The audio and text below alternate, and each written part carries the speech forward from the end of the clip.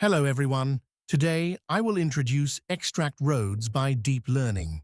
Through the toolbox on the right of the main interface of LiDAR360, click the Classify module, find the Extract Roads by Deep Learning tool, and click to open it.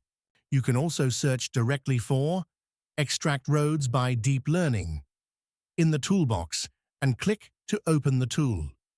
In the pop-up window, you can select the data files for deep learning road extraction. Use the buttons to add, remove, or clear files. Please note that the input data must be an image with more than 3 channels. By checking the Douglas Simplify option, you can simplify the road contours.